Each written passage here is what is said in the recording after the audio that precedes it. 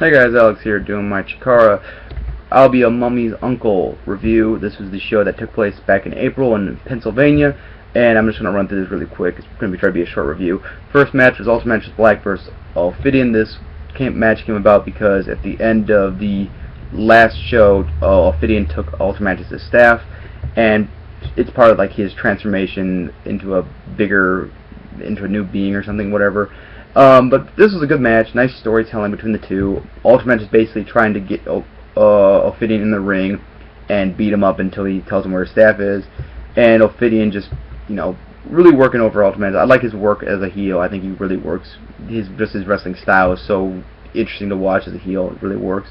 Really short match, so I can't really give it that much of a rating, but it was basically like a preview for their match they would have at Chikara Rex, so 2.5. Then we had Kobald versus Saturyne. This is a really short match, and then basic match at that. Saturyne had a nice little crossbody to the outside. She did the same thing at Chikara Rex too, so it's kind of cool seeing it here. Basic match though, like I said, nothing special, nothing really too interesting, but I'll give it 2 stars just for that. Then we had the 4-way elimination tag between S.A.T, QT Marshall, and Bonza versus F.I.S.T and the Bravado brothers. This is a fun match. This is also Johnny Gargano's first match back in Chikara after his back injury at Evolve 11. So nice to see Johnny back here. Fun tag match, a lot of fast-paced stuff, a team switching in and out of the ring, and just going back and forth. I liked a lot. I thought that S.A.T and the team of QT Marshall and Bonza, were just kind of a little bit sloppy with each other. Like, they just few miscues when they were wrestling together. Nothing that hurt the match too much, but just kind of noticeable things. So, just my opinion. I like the story of F.I.S.T stealing all the pins in the match and stealing away 3 points, which they would then use to cash in on 3.0 at a later show. So I like that a lot. I thought it added a little bit to the match and made it a little bit more interesting to watch. So I'll give this match 3 stars. Pretty good match though. Next we had Mixed Martial Archie versus Mr. Touchdown. This was actually the debut, quote-unquote, of Mixed Martial Archie. Basically the alter ego of Archibald Peck. This came about because Mr. Touchdown basically stole his girl, Veronica, and it had a nice little storytelling to it where Mixed Martial Archie just snapped at the beginning, just started beating up Mr. Touchdown, just going after him, wanted to hurt him, and then turned into a wrestling match. Wrestling-wise, it was okay.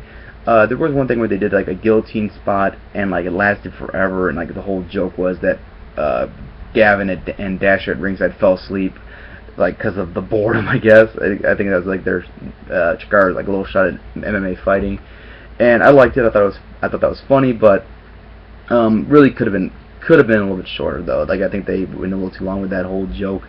And this whole match just kind of felt like a segment more than a match than anything. It just used as a storytelling device, which was good. Finish worked very well, I thought, where Veronica came out and Mr. Touchdown was all giddy to see her or whatever, and that got Archie mad. And he attacked her and he got disqualified for excessive violence or whatever.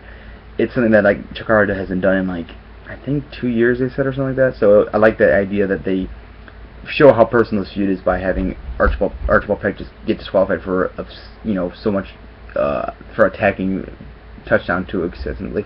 So I thought that was nice, but I'll give it 2.5 though. Not much wrestling wise, but good storytelling. And then we have probably tied with the best match of the night. Kind of hard to decide between Jigsaw and Tim Donst. This was a really good back and forth match. These two guys worked very well together, which as you expect from two guys like Tim Donst and Jigsaw. Few really nice spots. I thought they did a nice counter for counter moves here and there. Told a nice little story where Tim Donst was just kind of just so aggressive because of the whole Hollow Wicked thing going on, and just wanted to send a message to Hollow Wicked by taking out Jigsaw. And very nice back and forth. I like the finishing sequence a lot. Just really, going back and forth and just keep hitting each other with big moves, trying to get the win. So I thought that worked really, really nicely. I'll give it 3.25. Really a lot of fun. Then we had Dragonfly versus Jakob Hammermeier. Extremely short match, 3 minutes long. Barely anything in it, just your basic wrestling match. Jakob's not the greatest wrestler, but he's really funny. I think he's better at tag team matches because he can be that comedy guy and not have to do so much work. But anyway, short match. I'll give it a star though. Then we had Gregory Iron versus Gran Akuma. This is part of the Trials of Gran Akuma series going on. This match was okay. It was pretty short, and I had a problem with Gregory Iron being in control the whole match, just because it's kind of hard to believe that he'd be in control over a veteran of Gran Akuma's experience, but you can make the argument that, you know, Gregory Iron was just so wanted to get his hands on Gran Akuma so badly that he, you know, was being very aggressive, whatever. Just my personal opinion. I did like the Icarus interference because it showed him trying to purposely screw over Gran Akuma to get him fired, and I thought that worked for the storyline. Match itself wasn't bad. I give it 2.5. Then we had Sara Del Rey versus Kodama. Another basic match. This basically just revolved around the Batiri trying to get in to screw over Sara Del Rey. They did like a little switcheroo thing with Kodama and Ophidian, which I thought was pretty nice, and just the way they did it, where Kodama like hid his face so Sara couldn't tell the difference between the two of them. I thought that was just like a nice little touch. Like, obviously you can tell the difference between the two of them, and it was just a nice little touch to, like, you know, like, so they didn't like just mock the intelligence of the wrestling fans.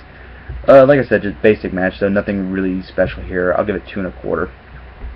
Then we had the main event: Eddie Kingston versus Eddie Kingston and the Colony versus 17, the Shard, and the team of Combatant and Assailant of the Swarm. This was a nice match, probably the best match of the night.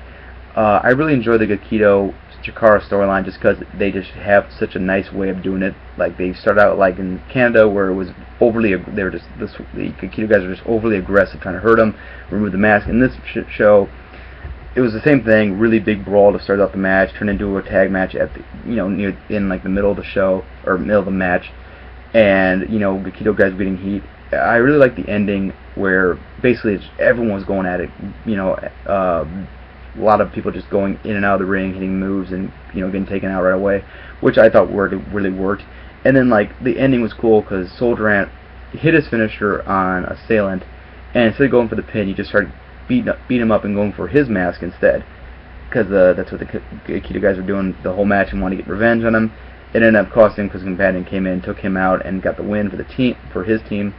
I just thought it really worked for the storyline. Just showed how, like, fed up the Colony and these Chikara guys were at the Aikidos and their tactics, and just showing how far they're willing to go to get back at these guys. So I really liked that a lot, and I thought it added a lot of intensity to the feud.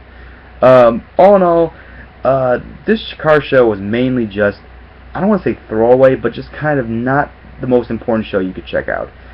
It's really more of a storyline-driven one. Use the, you know, keep storylines going and expand upon them, which is not a bad thing, but, you know, just goes to show you that that's what happened with Chikara. Like, you know, they don't have a television program or whatever. Every show has to have a storyline, which I like. But like I said, just not the best show you can do. I'll give it a 6.5. You know, I enjoyed sitting through it, but there were some matches that just were so, I don't want to say bad, but just kind of like, you know, nothing special, that it was a little bit of an issue to sit through. But I still love Chikara. I still love watching these shows, and it is kind of interesting to see how these storylines started and how they developed. So that's it for now, guys. Take care. Bye.